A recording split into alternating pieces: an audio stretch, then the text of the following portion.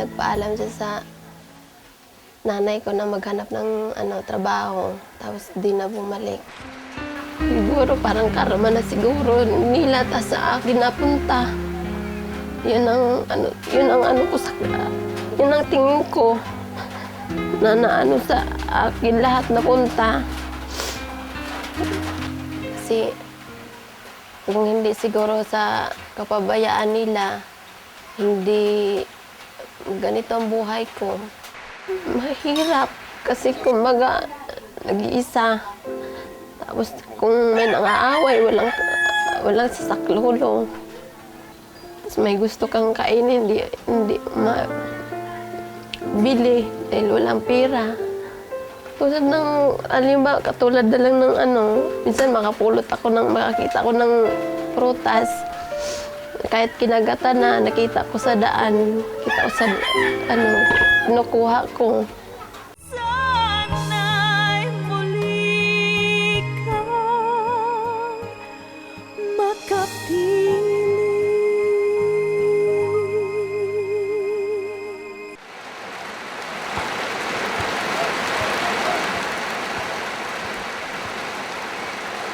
Biyaya ang turing ng ilan sa ulan. Kasama sa mga naniniwala rito ang 31 anyos na si Jasmine. Nito kasing mga nakaraang taon, panay paghihirap at pagdurusa ang pinagdaanan ni Jasmine. Ngayon, umaasa siyang aanurin ng ulan ang mga kamalasang dumating sa kanyang buhay. Makailang ulit na raw siyang sinusubok ng panahon. Wala pa isang taon yung anak ko na buntis agad ako. Tapos hindi ko alam na dinudugo ako, nilalagnat. Hindi ko alam na nakunan ako. Ang trahedyang ito sa kanyang buhay, nasundan pa ng isang karamdaman. Sa sinus ko naman, bigla na lang hindi ako nakaamoy. Tapos sumasakit ulo ko lagi, parang bibiakin. Pag sinusumpong siya, bawal sa mainit, bawal sa sobrang lamig. Pero malupit talaga sa kanyang kapalaran. Hindi na siya tinantanan. Sa pangalawang pagkakataon, muli na naman siyang nakunan. Ectopic. Bali dinugo rin ako, hindi ko rin alam na buntis ako. Yung daw sa labas ng matres, doon siya nabuo, yung bata. Tapos isabay pa yun, nagkasakit yung anak ko. Ang mga pangyayaring ito, tila raw isang sumpa sa kanya. Pero hindi dahil sa marami siyang ginawang kasamaan sa buhay. Paniniwala ni Jasmine, nag-ugat ito sa mga pagkakamali ng kanyang mga magulang. Siguro parang karma na siguro nila sa akin napunta. Yun ang ko sa, yun ang tingin ko na sa akin lahat napunta. Kasi kung hindi siguro sa kapabayaan nila, hindi ganito ang buhay ko. Si Jasmine, produkto ng isang broken family. Ayon sa kwento ng kanyang ina, ipinagbubuntis pa lang siya noon nung inabandon na sila ng kanyang ama. Kasi nagpaalam siya sa nanay ko na maghanap ng trabaho, tapos di na bumalik. Dahil hindi pa handang magkapamilya, iniwan siya ng kanyang ina sa pangangalaga ng kanyang lola. Mula pagkabata, tila anino na ni Jasmine ang problema at kalungkutan na magpahanggang ngayon, bumubuntot pa rin sa kanya. Mahirap kasi kumbaga nag-iisa. Tapos kung may nangaaway, walang sasaklolo. Tapos may gusto kang kainin, hindi mabili dahil walang pera. Tulad ng, alimba, katulad na lang ng minsan makakita ko ng prutas. Kahit kinagata na, nakita ko sa daan, kita ko sa, kinukuha ko. Ugasan ko na lang, makakain lang. Sa mga karanasang ito, hindi raw siya papayag na maipasa pa ito sa nag-iisa niyang anak na si Cherish. Yung magiging broken family, yun ang iniiwasan ko kasi naranasan ko na maging broken family. Kaya, yun ang inaano ko kahit minsan hindi kami nagkakasundo ng asawa ko. Pinipilit kong mag-ano para lang mabuo yung pamilya ko. Ang tanging naiisip ni Jasmine na pangontra sa tila sumpang namana niya ang makita at makilala ang ama na minsan umiwan sa kanila. Siguro yung magkapatawaran ganon na maalis yung galit ko. Baka doon din na ano yun kasi sabi nga kung may galit daw sa puso, andyan daw yung sakit. Ayon kay Jasmine, Mario Bacalan ang buong pangalan ng kanyang ama. Sa tansya niya, 60 anyos na raw ito ngayon. Tubong Cebu ang angkan nito.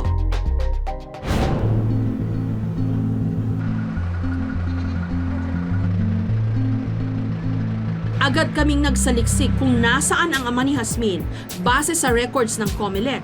Dito sa Alubihid, Misamis Oriental, kasalukuyang naninirahan si Mario Bacalan, trabahador sa Manggahan. Dito namin nalaman, sabik na sabik pala si Mang Mario na makita ang kanyang anak na si Jasmine. Kabaliktaran sa paniniwala ni Jasmine na iniwan at kinalimutan na siya ng kanyang ama. Natural man siguro. Kay sa ako sambahin, dugay na kay kung nangandoy makita na ako, ako nagipangita bata.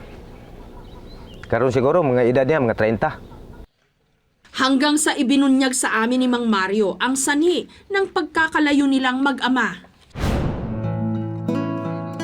Kwento ni Mang Mario, nakilala raw niya ang ina ni Jasmine sa dati nitong pinagtatrabahuhan sa Surigao. Nagtrabaho ko og kontraksyon, panday ko. Unya ang akong ang tag-iya sa balay nga among gitrabaho kang Eddie Garcia. Kato si Amparo, mao na ang inahan ni Jasmine. Katabang siya ni Eddie Garcia. Hindi lumaon, nagsimula na raw sumibol ang kanilang pag-iibigan. Subalit, Dito ga tipon gimi sa Cebu. Nya hantod nga nanganak ang pagkakuan gikuha man na siyang mama, si Amparo. Pag biyaan to ni Amparo sa balay, ang iyang bata 8 ka bulan. Nakatimaan man gyud ko nga mao gingalan ana Jasmine. sa pag-alis ni Amparo, unti-unting nawasak ang binuong pamilya ni Mang Mario. Dito na sumingaw ang balita. May ibang asawa na pala si Amparo sa Surigao. Labis itong dumurog sa pagkatao ni Mang Mario. Tungod ato higayuna, niuli ko og Cebu nga wa nam na ko ikita. Nangita na pug kuglain nga kon nangasawa ko. Ngayon, kahit masaya raw si Mang Mario kapiling ang bago niyang pamilya, hindi pa rin daw niya maialis sa isip na may isa pa siyang anak, si Jasmine. Kana lagi mo kung kay wa ko kamasayod og unsay iyang hintang karon. Kaya hindi na namin pinatagal pa ang pananabik ng dalawa. Kinabukasan, bit-bit ang magandang balita. Sinundo na namin si Jasmine. Isinama namin siya patungo sa bayan ng Alubihid kung saan naroon ang ama.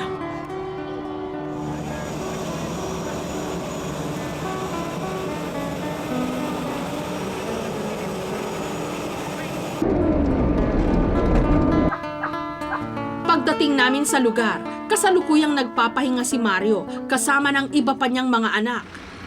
Agad nang nagtanong si Jasmine. Saan ito yung bahay ni Mario Bacalan? Jasmine? Oo. Uy, pakila kung sa mga.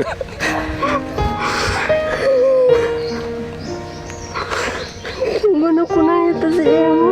Napot na sa Manila. Oo.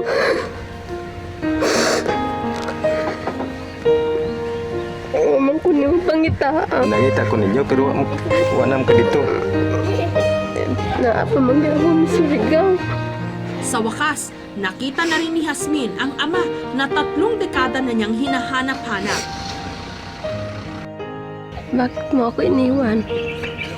Ang imong mama man mo inipawa. Ingon ikaw ko no. Gikuha man sa imong mama, aw iyang mama. Kay minyo man tudaan di ay, umangkong hibaw. Hindi na rin napigilan pa ni Jasmine na ikwento ang miserableng buhay niya mula nung nagkalayo silang mag-ama. Biyaan ko ni mo daghan bisan asa ko kuyo. Sagdan po kong nanay. Minyo saglain. Bilin ko sa ang lola. Kalisod-lisod gani ko.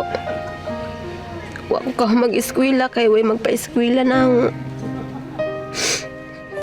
At ang mga inaantay na salita ni Jasmine mula sa kanyang ama.